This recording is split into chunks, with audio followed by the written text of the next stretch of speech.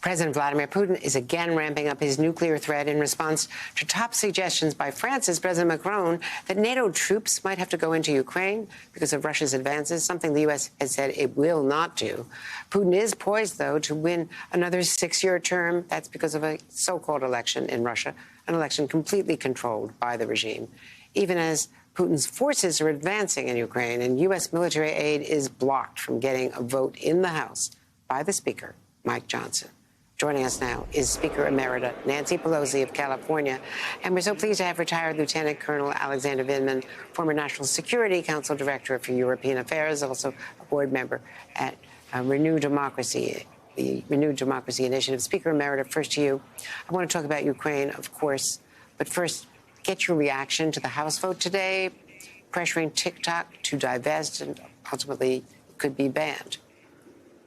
Well, I'm here and honored to be here with Colonel Vindman. It's always an honor to be with our veterans. He brought us all together this morning, House and Senate, members who have served as veterans, strongly urging a vote now, Mr. Speaker. What was interesting then was to see the father of Mr. Harris, whose son, he was a Marine, he is a Marine, his son was a Marine who died volunteering in Ukraine, and Mr. O'Leary, who himself now is volunteering and urging others to do so for democracy in Ukraine. The vote this morning was a vote to protect the national security of our country and the privacy of our citizens. I pointed out at the time that the TikTok in China broadcast into Taiwan that the Uyghurs love what the Chinese are doing. It's genocide.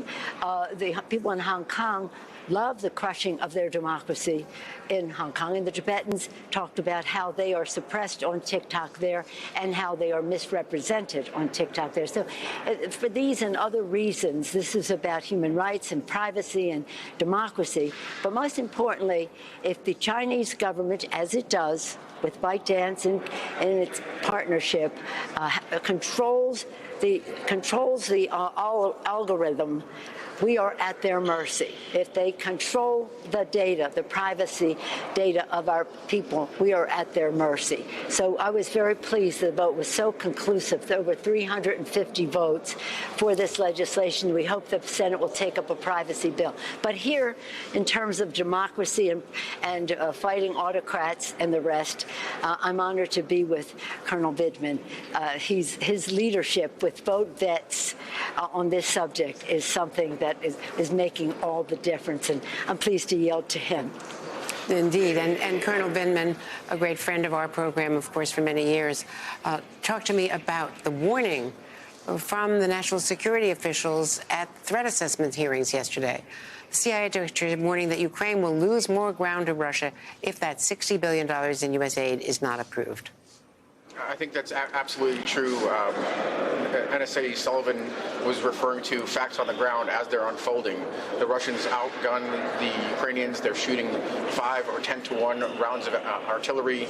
The Russians outman the Ukrainians currently with all the conscripts that they're accumulating for this war. But in spite of that, it's amazing how well the Ukrainians are performing. They've destroyed about 1/3 of the Black Sea Fleet. Their own indigenous drones penetrating and going after military targets, infrastructure targets in Russia, while the Russians are pursuing civilian populations. So the Ukrainians are performing extremely well, but they can't do it without our help. And that's why it's been an honor to work with Speaker Pelosi, her team. I wish that current Speaker Johnson would show a fraction of the courage that she's shown and the leadership she's shown. But we were able to assemble a dozen congressmen, a number of senators, these vets that have fought in Ukraine as well as wars in Iraq and Afghanistan that communicated why they were there. And the whole purpose is to rally support for this Ukraine aid bill. Speaker Johnson has to bring this to a vote. We have a multi-phase plan. We have a billboard rotating around Capitol Hill with Reagan urging the Republicans to vote. We have an in-district campaign that we're looking to launch against Republicans for failing to pass, to vote on this Ukraine aid bill. We will be there. We will continue to press because VoteVets and the veteran community understands that if we don't defend Ukraine now, that's a direct threat to our troops in the near future. And we will be there to protect our troops. Speaker Emerita Pelosi, there's bipartisan support. It will easily pass the House and Senate according to all vote counting, and you're the best one. You're the best vote counter I know in either party.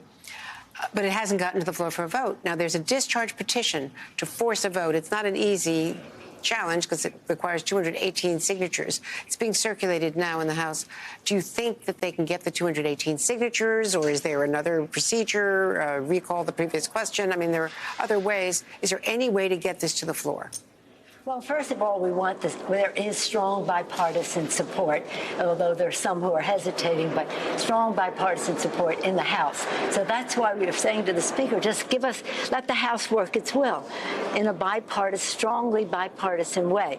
Yes, we have these parliamentary approaches that we can take, and I don't want to show too much of a hand on that, but we are in the course of signing the discharge petition now, and hopefully we'll get to the 218, which will bring the vote to the floor, but it takes time, and time is really important. I think it's important to note this, and this I've heard this again and again, especially when I was in Munich. I saw you there.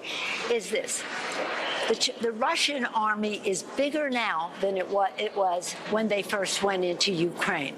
They're buying support in other countries and other parts of Russia to entice people to sign up to fight in this war. Their goal is to have 1.5 million in the Russian army. So they have designs on other countries.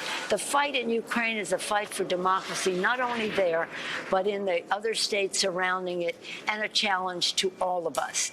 So that's why we're saying to the Speaker, the right thing to do is to honor the wishes of the House, the strong bipartisan support that is there, and give us a vote. And that's the fastest way. We have other techniques, as I say.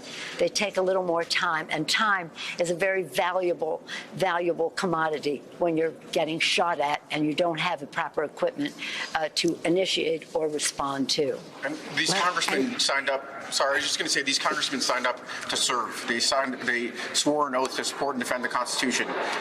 All they need to do is muster the courage of Ronald Reagan, channel their Ronald Reagan, and protect democracy, nurture democracy, fend off authoritarianism. That's what we're urging them to do.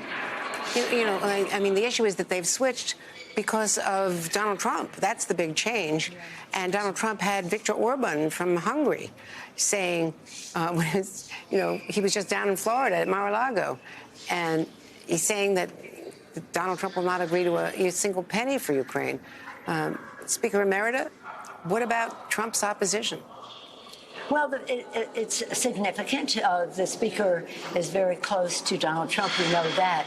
But I hope that he's closer to honoring his oath of office to protect and defend, because as we support the effort in Ukraine, we are supporting defending our own Constitution, our own democracy. But the thing is that Orban really has destroyed democracy in Hungary. It's a shame. He shouldn't even be in the EU, but it's harder to get them out.